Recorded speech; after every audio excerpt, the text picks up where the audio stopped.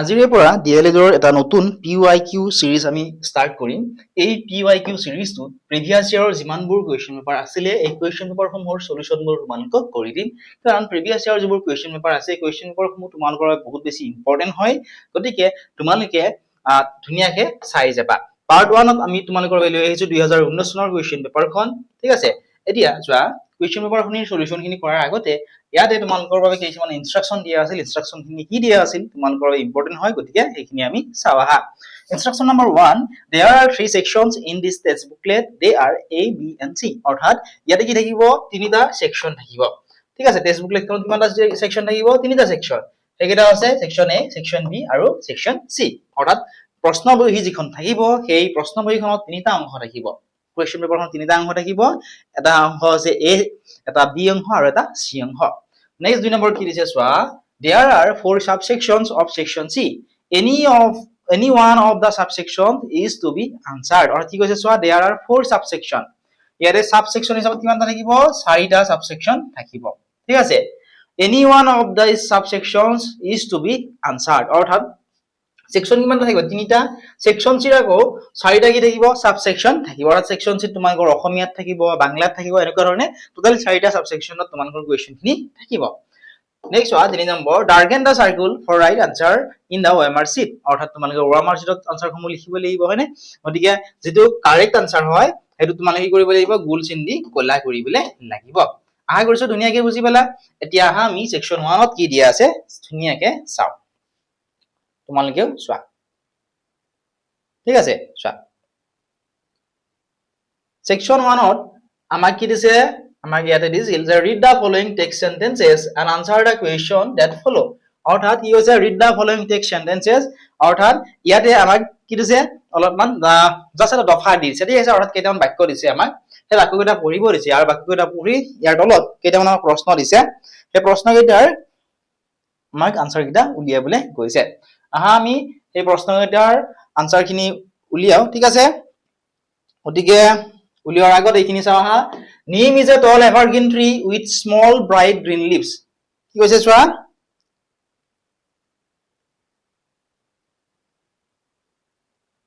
Neem is a tall evergreen tree with small bright green leaves। অৰ্থাৎ নিম গছৰ বিষয়ে ইয়াত কৈছে। অৰ্থাৎ নিম গছ কি হয়, নিম গছ এবিধ ওখ চিৰসেউজ গছ। ঠিক আছে, আৰু কৈছে with small bright green leaves, আৰু ইয়াৰ কি থাকে, সৰু সৰু উজ্জ্বল সেউজীয়া পাত থাকে। নেক্সট কৈছে its bark is hard, rough and scaly। অৰ্থাৎ its bark মানে হৈছে ইয়াৰ যিবিলাক বাকলিৰ কথা কৈছে, ইয়াৰ বাকলিবোৰ কঠিন, ৰুক্ষ আৰু scaly বুলি কৈছে, ফলাযুক্ত এনেকুৱা ধৰণৰ। চোৱা, Neem oil is of effective in treatment of skin diseases। অৰ্থাৎ যিবোৰ ছালৰ যিবোৰ ৰোগ আছে, অৰ্থাৎ ছালৰ ৰোগ নিৰাময়ত নিমৰ যি তেল আছে সেই নিমৰ তেল ব্যৱহাৰ কৰা হয়, আৰু নিমৰ তেল বহুত বেছি কামত আহে ছালৰ যিবোৰ ৰোগ আছে ইয়াতে। ঠিক আছে, নেক্সট চাবা, its leaves are used in treatment of chickenpox। অৰ্থাৎ ইয়াৰ যিবোৰ পাত আছে, নিম গছৰ পাত, চিকেনপক্স হৈছে এবিধ বেমাৰ। ঠিক আছে, এই চিকেনপক্সৰ চিকিৎসাত ইয়াৰ ব্যৱহাৰ কৰা হয়। Neem tea is usually taken to relieve headache and fever। or neem tea অৰ্থাৎ চোৱা, নিম টি মানে হৈছে সাধাৰণতে নিম চাহ খালে মূৰৰ বিষ আৰু কি হয় বুলি কৈছে, জ্বৰৰ উপশম। অৰ্থাৎ জ্বৰ হৈ থাকিলে নিমৰ যদি আমি চাহ খাওঁ, ঠিক আছে, নিম পাতৰ যদি আমি চাহ খাওঁ, তেতিয়াহ'লে ইয়াৰ পৰা আমি অতি সহজে আৰোগ্য লাভ কৰিব পাৰো। Its flowers are used to cure intestinal problems। অৰ্থাৎ ইয়াৰ যিবোৰ ফুল আছে এই ফুলবোৰ কি কৰা হয়, বিভিন্ন ধৰণৰ বেমাৰৰ কাৰণে ব্যৱহাৰ কৰা হয়, বেমাৰৰ পৰা ৰক্ষা কৰিবৰ কাৰণে ব্যৱহাৰ কৰা হয়। Neem bark and gum also yield valuable medicines। অৰ্থাৎ নিমৰ বাকলি আৰু আঠাৰ পৰা মূল্যৱান ঔষধ কি কৰা হয়, বনোৱা হয়। এতিয়া এইখিনিৰ পৰা আমাক কেইটামান প্ৰশ্ন দিছে, যেনে প্ৰশ্ন number 1, question number 1, the bark of neem tree is। এতিয়া নিম ট্ৰীৰ যিবোৰ বাকলিবোৰ কেনেকুৱা, অপচন ইয়াত দিছিলে স্মুথ এণ্ড গ্ৰীন, মসৃণ আৰু সেউজীয়া বুলি কৈছে। মসৃণ আছিলে জানো, স্মুথ আছিল জানো, স্মুথটো নাছিলে, এইটো ইনকাৰেক্ট হ'ব, হয়নে? অপচন চিত আছিলে সফট এণ্ড স্কেলি। সফট হয় জানো, কোমল হয় জানো, সফট এণ্ড স্কেলি বুলি কৈছে। আমি কিন্তু কি পাইছিলো, ইয়াত আমি পাইছিলো হাৰ্ড, ৰাফ এণ্ড স্কেলি পাইছিলো, সফট বুলি আমাক ইয়াত দিয়া নাই, গতিকে এইটো ইনকাৰেক্ট হৈ গ'ল। 2 নম্বৰটি আছিলে হাৰ্ড এণ্ড গ্ৰীন, কঠিন আৰু সেউজীয়া, হয়নে? গতিকে সেউজীয়া উলিয়াত আমাক দিছে জানো, মনত ৰাখিবা সদায় দফাটোৰ পৰাহে আমি আনসাৰ বিলাক উলিয়াবলৈ লাগিব। গতিকে এইটো অপচন নহব, কাৰেক্ট আনসাৰ হ'ব অপচন নম্বৰ বি, কাৰণ আমাক ধুনীয়াকে দিয়া আছিল rough and scaly, option B correct answer হ'ব। এতিয়া আহা কুৱেশ্যন নম্বৰ 2 চাও, কুৱেশ্যনটো কি আছিলে চোৱা, নিম লিভছ আৰ বেনিফিচিয়েল ইন ট্ৰিটিং, নিম লিভছ আৰ বেনিফিচিয়েল ইন ট্ৰিটিং, অৰ্থাৎ নিমৰ পাত, ঠিক আছে, নিম লিভছ মানে আছে নিমৰ পাত, এতিয়া নিমৰ পাত বেনিফিচিয়েল কিহৰ কেতিয়া হয়, কোনটো বেমাৰৰ কাৰণে বেনিফিচিয়েল হয়, কোনটো বেমাৰ হলে আমি নিমৰ পাত ব্যৱহাৰ কৰো। অপচন এ আছিলে হেডেক এণ্ড ফেভাৰ, অৰ্থাৎ মূৰৰ বিষ আৰু ফেভাৰ হয় জানো, এইটো নহয় হয়নে, মূৰৰ বিষ আৰু যদি ফেভাৰ হয়, অৰ্থাৎ হেডেক আৰু যদি ফেভাৰ হয়, তেতিয়া আমি কি ইউজ কৰো চোৱা, ধুনীয়াকে দিয়া আছে হেডেক আৰু যদি ফেভাৰ হয় তেতিয়াহ'লে নিম টি ইউজ কৰো, ঠিক আছে। ইয়াত কি কৈছে নিম লিভছৰ কথা কৈছে, গতিকে এইটো নহব, ঠিক আছে।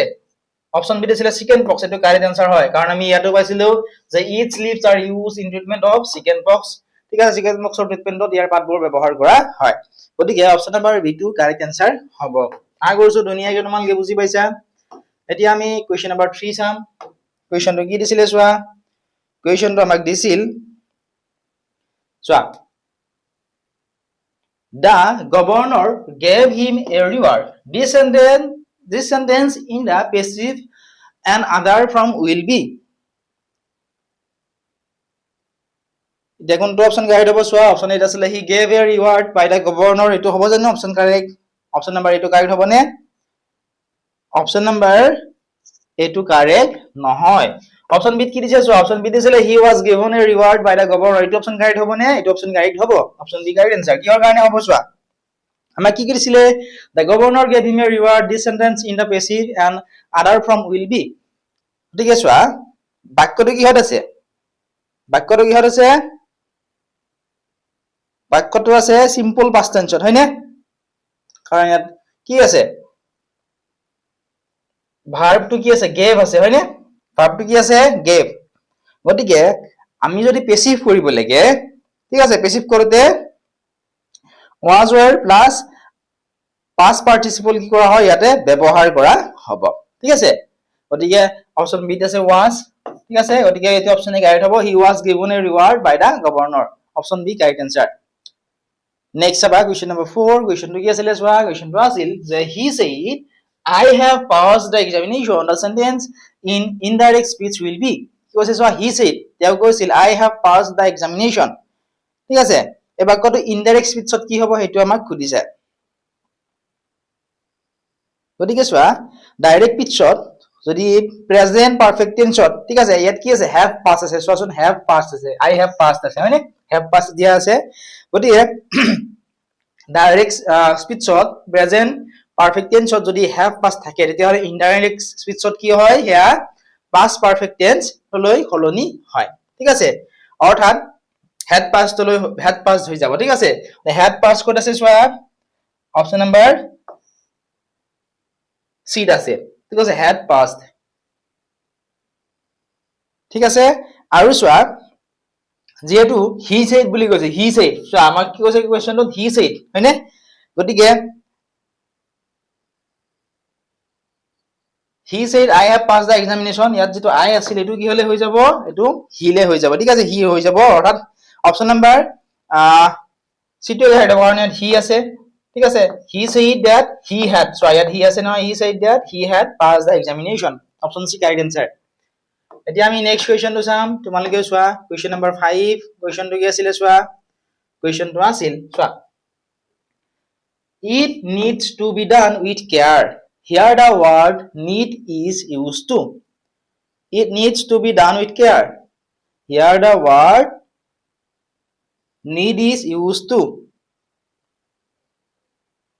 Option A noun, option B adverb, option C verb, আর অপচন নম্বৰ ডি আছিলে প্রনাউন, ঠিক আছে। দে ইয়াত it needs to be done with care, ইয়াত need, here the word need is used to, ঠিক আছে, ইয়াত need wordটো কি হিচাপত ব্যৱহাৰ কৰা হৈছে, নাউন হিচাপত, এডভাৰ্ব হিচাপত, ভাৰ্ব হিচাপত নে প্ৰনাউন হিচাপত সুধিছে, গতিকে কোনটো অপচন কাৰেক্ট হ'ব, নাউন হ'ব, এডভাৰ্ব হ'ব, ভাৰ্ব হ'ব নে প্ৰনাউন হ'ব,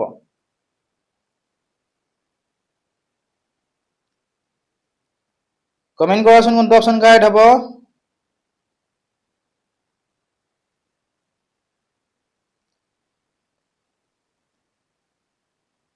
আমাক কি দিছিলে, it needs to be done with care, here the word need is used to,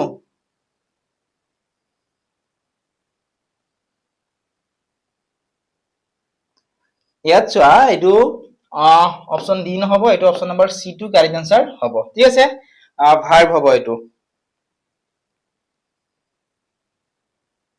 ঠিক আছে, আই কৰিছো বুজি পাইছা? এতিয়া আমি নেক্সট কুৱেশ্যনটো চাওঁ আহা। Question number 6। কুৱেশ্যনটো কি আছিলে চোৱা?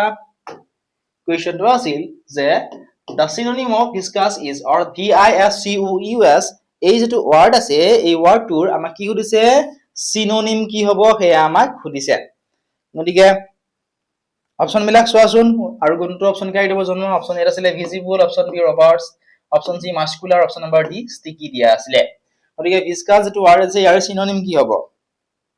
ৰাইট আনসাৰ কোনটো হ'ব?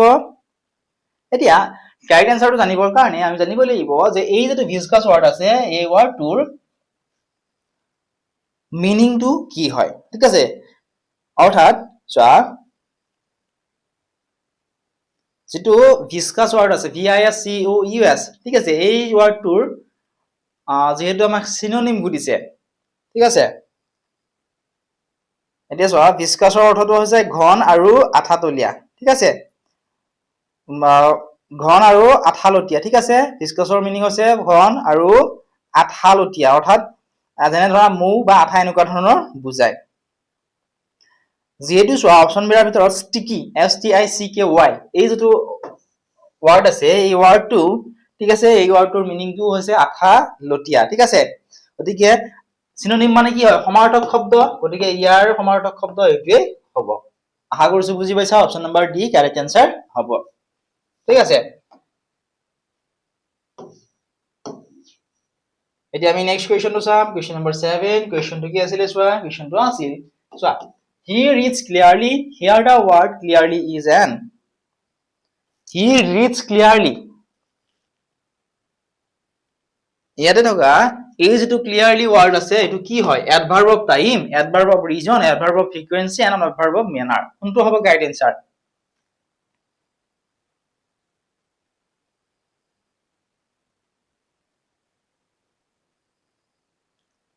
ইয়াতে চোৱা বাক্যটো চোৱা হি ৰিডস ক্লিয়াৰলি দিয়া আছে, হি ৰিডস ক্লিয়াৰলি, হয়নে?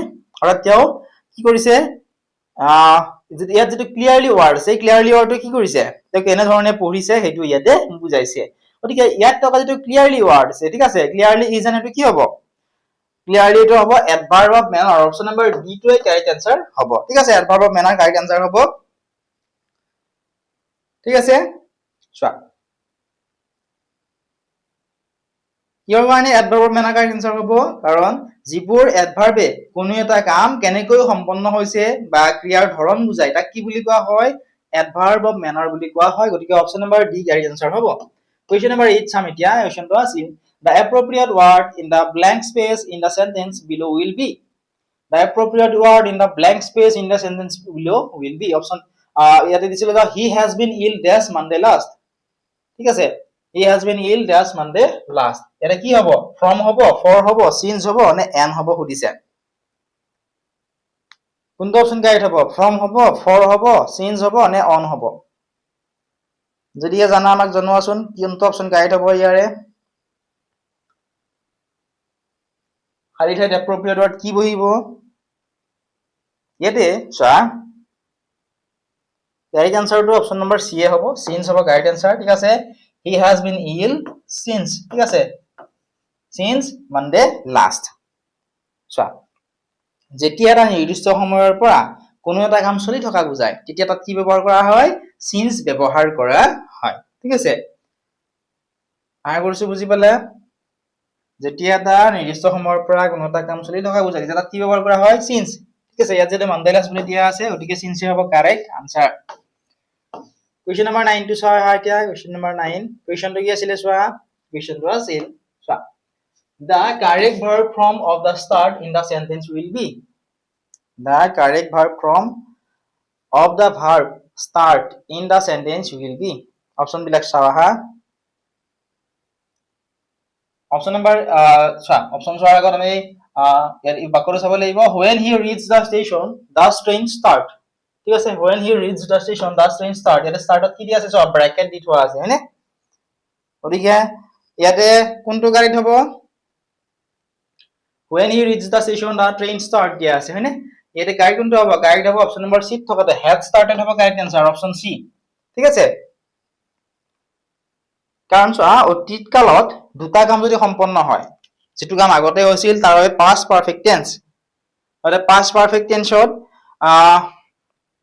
হলে কি হয় had plus past participle ব্যৱহাৰ কৰা হয় ঠিক আছে এই বাক্যত কি দিয়া আছিল আমাৰ মানুহজনে সেশনত উপস্থিত হোৱাৰ আগতে চোৱা when he reached the station the train start অৰ্থাৎ মানুহজনে সেশনত উপস্থিত হোৱাৰ আগতে ৰেলখন আৰম্ভ অৰ্থাৎ স্টাৰ্ট দিছিল ঠিক আছে গতিকে ইয়াতে শুদ্ধ ৰূপটো কি হ'ব had started হ'ব নেক্সট হ'ব question number 10 the antonym of luminous is luminous এই ওয়াৰ্ডটোৰ এন্টোনিম কি হ'ব আমাক সুধিছে